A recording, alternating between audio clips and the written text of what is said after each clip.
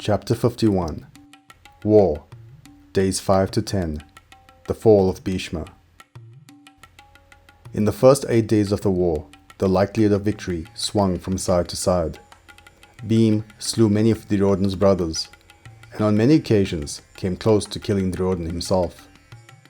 The armies utilized many battle formations, each trying to outmaneuver the other. The loss of lives was devastating on both sides, but the rules of the war set out at the beginning were still followed. The most destructive force on the Kuru army remained grandfather Bhishma. On the 9th day, the Pandavas were on the verge of retreat when the sun finally set and signaled the end of fighting for the day. During the night, in consultation with Lord Krishna, Yudhishthir decided to approach grandfather Bhishma. Bhishma welcomed the Pandavas and Lord Krishna into his quarters. "How may I help you, children?" "Grandfather," Yudhishthir replied, "at the beginning of the war, you asked us to approach you at a later stage, to inquire as to how we may defeat you. If the war continues with you opposing us, we will have no more army left to fight. The time for us to know is now." "I see," replied Bhishma. "There is one way you may defeat me. Know that I will not attack or fight a woman, or one who has been a woman before. When I was younger, I abducted 3 princesses to be the brides of the Hastinapur king. But one of the princesses was already in love with another, and as such, she could not be married to the king. She was sent back to her kingdom. On her return, however, she was rejected by both the embarrassed lover, who I defeated in battle, and her own family. She returned to Hastinapur and demanded that I marry her instead. However, my oath prevented me from doing so. She took her own life, after first vowing that she will return in a subsequent life to bring about my downfall. On your army fights the son of King Draupadi, the valiant Shikhandi, who has slain many of our Kuru warriors. Know that Prince Shikhandi was the Princess Amba in his previous life." Armed with this knowledge, the Pandavas returned to their camp. The next day, Arjuna rode out to battle with Shikhandi in his chariot. With Shikhandi as his shield, Bhishma would not attack him, and Arjuna released the full fury of his attack. Dozens of arrows drove through Bhishma's armor, and the mighty warrior finally fell. The arrows that drove through his body acted as a bed when Bhishma fell to the ground. The battle was halted, as warriors on both sides stopped to pay their respects. Arjuna and Lord Krishna approached, and Bhishma asked Arjuna to provide him with a pillow fit for a warrior. Arjuna shot 3 arrows into the ground, and the tops of the arrows provided support to Bhishma's head. Arjuna shot another arrow into the ground, and a fountain of water erupted to quench Bhishma's thirst. Through the night, Bhishma counseled family members on both sides of the army, and at the most auspicious time, he chose his departure from his body. Chapter 52 War, Days 11 to 13 The Trap. With the fall of Bhishma, the role of Supreme Commander went to Drona, the Master Arms Teacher. In addition, Karna now actively joined the war, leading battalions of his own. The forces of the Pandavas and the Kauravas were now evenly matched, with the tide of advantage ebbing and flowing.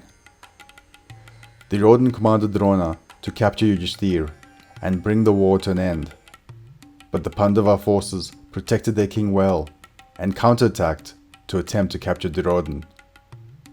Drona used this to his advantage and assembled his forces in a concentric ring, with Duryodhana in the middle in a plan to lure the Pandava forces into a trap and slay their most valiant warriors.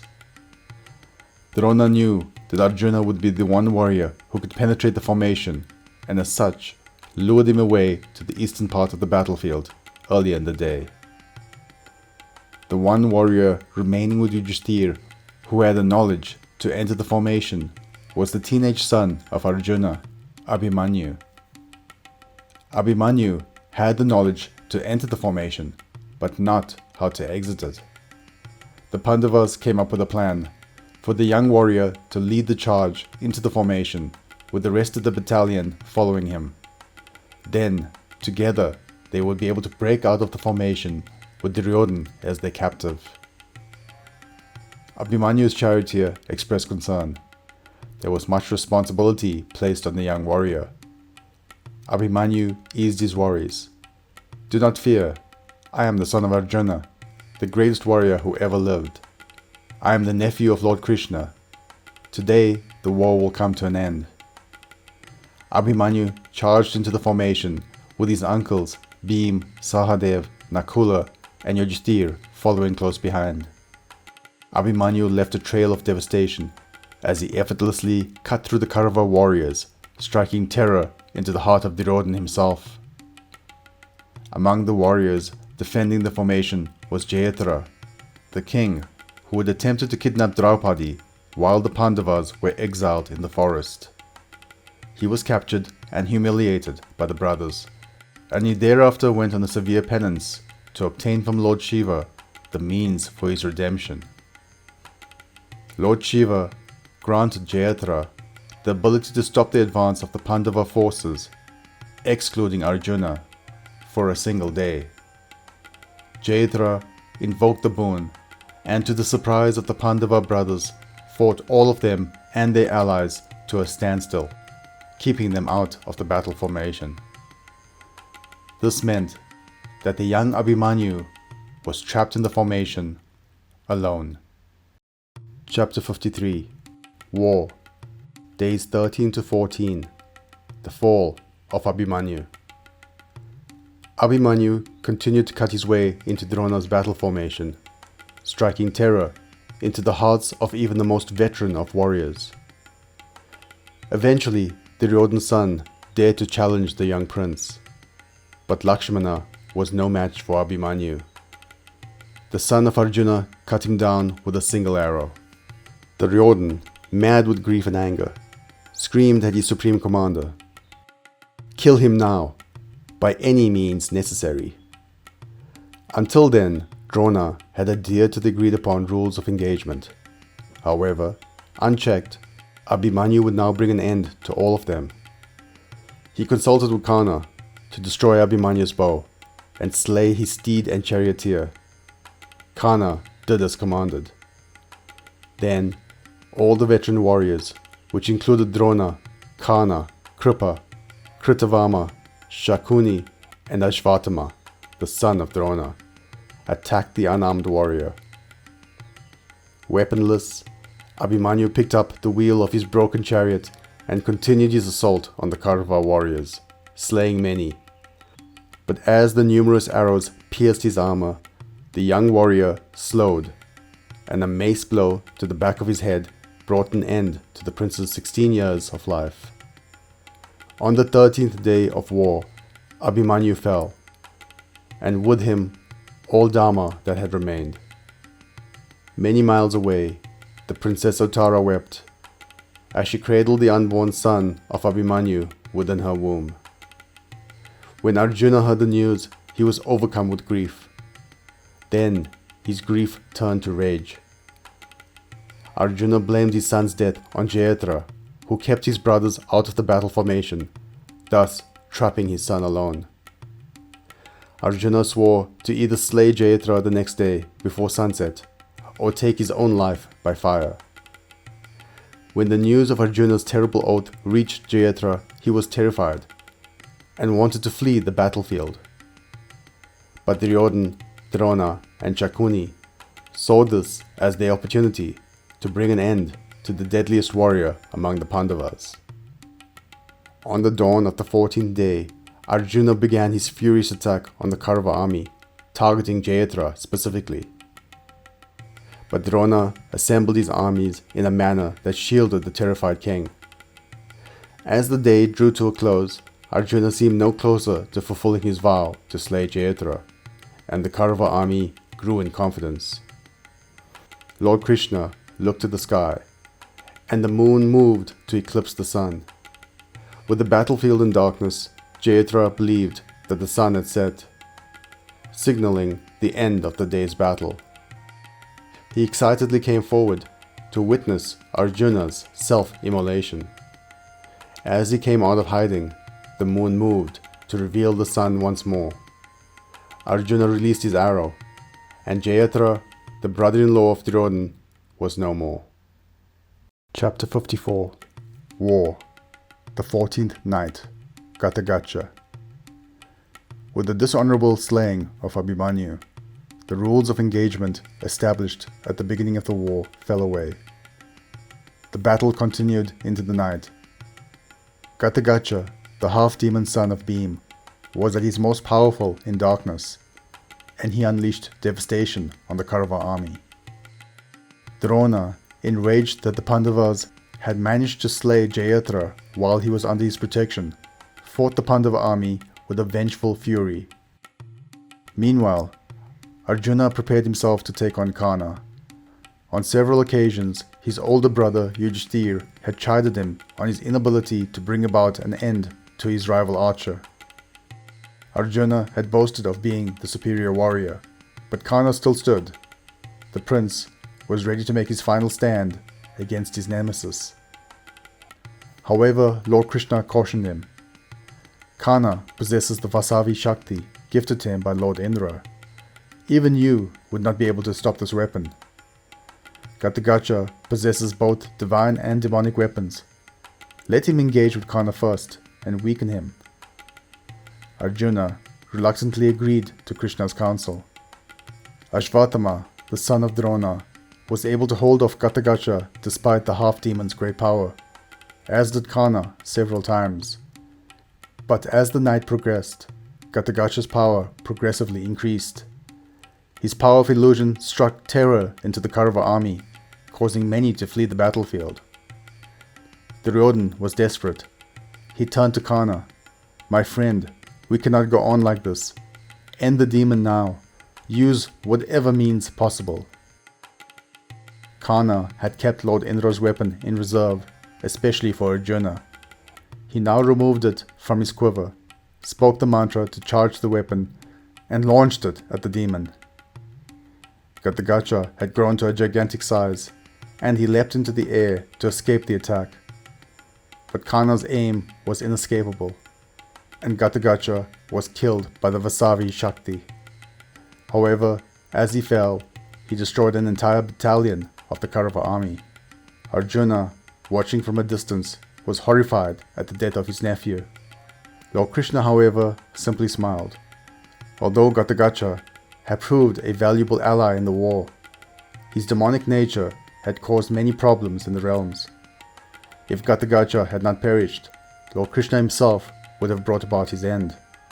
Now, his death served a noble purpose. He had rid the enemy of the one weapon that might have killed the Prince Arjuna. Chapter 55. War. Day 15. The Fall of Drona. On the 15th day, the supreme commander of the Kaurava army continued his relentless assault on the Pandava army. Spurred on by Duryodhana's insults, Drona set aside all manner of honorable conduct as he pressed on to win the war for his king. He slaughtered hundreds of thousands of Pandava soldiers by the hour, but the old warrior still held back when facing the Pandava brothers, most especially Arjuna, his most favorite student. Arjuna too could not bring himself to fight with full force against his former teacher. There were times that Drona unleashed a furious attack on the warrior prince and watched with pride as Arjuna countered and neutralized the attack. As the day progressed, Drona ended the lives of King Virat, the father-in-law of Abhimanyu, and King Draupadi, the father of Drishtadyumna and Draupadi. Drishtadyumna was grief-stricken. He was created by Draupadi for the sole purpose of killing Drona, but his skills did not match up to the old warrior. At the beginning of the war, Guru Drona informed the Pandavas that he could not be defeated with weapons in hand. Now, the Pandava army was once more on the brink of annihilation. Lord Krishna shared a plan with the Pandava brothers. Guru Drona lives for his son Ashvatthama, as his son does for him. We must make him believe that his son has perished in battle. Only then will he lay down his weapons and enter meditation. This will then be your opportunity to put an end to the Kaurava Supreme Commander. Yudhishthir and Arjuna were uneasy with the plan, but Bhim readily agreed. Bhim killed an elephant named Ashvatthama, and during the battle shouted out to Drona, "Ashvatthama is dead!" Drona felt his arms go weak as he contemplated the death of his beloved son. But he would not believe Bhim. Ashvatthama was much too great a warrior to be easily slain. He brought his chariot closer to Yudhishthir, the just, the one who would not tell a lie. Drona shouted out his anguished question. "Answer me, Yudhishthir. Is Ashvatthama dead?" Yudhishthir, the one who could not tell a lie, shouted back, "Yes, Ashvatthama is dead." And under his breath, drowned out by the din of battle, he continued, "Ashvatthama, the elephant, that is." Drona, hearing only the first part, dropped his weapons and fell to his knees. He entered a deep meditation. Drishtadyumna, seizing the opportunity, jumped into Drona's chariot, and with a slash of his sword, removed the head of the old warrior, as Arjuna and other soldiers looked on in horror. Thank you for watching so far. I hope you enjoyed. If you did, please hit the like button. If you're new here, please subscribe. This will ensure that more people can find this resource. Click the notification button so that you can be the first to know about new uploads. And please do comment below. I'll do my best to reply to any questions. Thank you.